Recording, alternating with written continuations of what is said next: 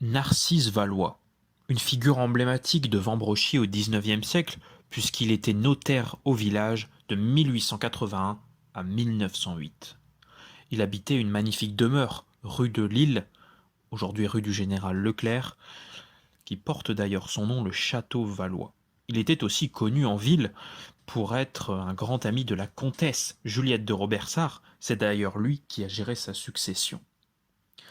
Mais Narcisse Valois, né à Fives en 1853, a aussi eu une carrière politique à Vambrochy, puisqu'il a été élu maire pendant 2 mandats, de 1889 à 1900.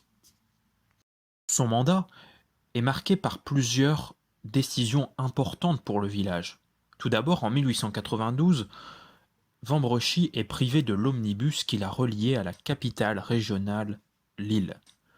Narcisse Valois, maire, décide alors de faire des pieds et des mains pour que cet omnibus soit préservé, puisque Vambrochy se trouve alors dans une situation d'isolement total, en l'absence de train et de tram pour la relier à Lille. Plus anecdotique, c'est aussi Narcisse Valois qui fait installer à Vambrochy, à la toute fin du XIXe siècle, la première cabine téléphonique publique.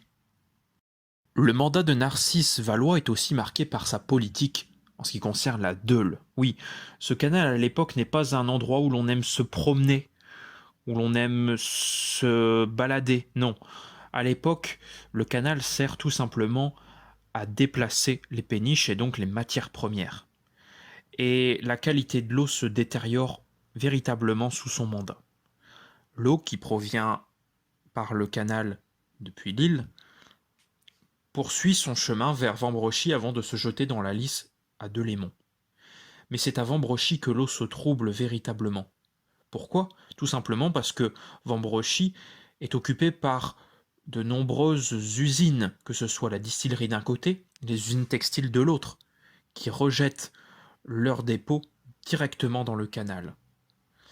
Mais cette situation se dégrade profondément et en 1892, on recense même des cas de maladies épidémiques. Narcisse Valois décide alors en 1896 de recruter un commissaire de salubrité publique qui va faire une étude sur le canal et surtout sur la qualité de l'eau. Il se rend compte que les puits aussi ont une qualité d'eau déplorable, ce qui peut être dangereux pour certains quartiers. Narcisse Valois décide alors, pour remédier à cette situation, d'équiper les quartiers d'aqueducs pour limiter les eaux stagnantes. Narcisse Valois, c'est aussi le maire qui aime la fête. Oui, nous sommes à la belle époque, mais il mène véritablement une politique en faveur du divertissement. En 1890, il autorise les bals à Vambrochy.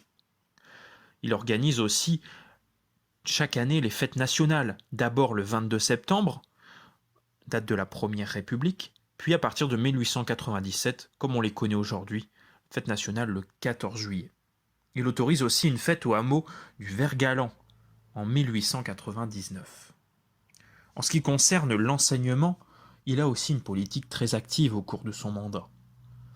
Il va contribuer à l'achat de livres pour améliorer la bibliothèque scolaire, ce qui permet notamment aux plus défavorisés d'avoir accès à ces livres et à ces ouvrages. Il va plus loin en donnant des subventions à cette bibliothèque scolaire. Mais Narcisse Valois est un homme de culture et de divertissement. C'est pourquoi il permet aussi à la Société municipale de musique d'acheter de nouveaux instruments.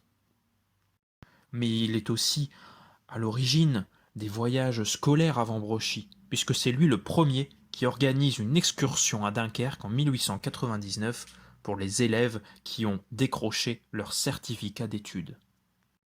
Narcisse Valois, un maire qui a donc impulsé une politique de culture et de divertissement à Vambrochy.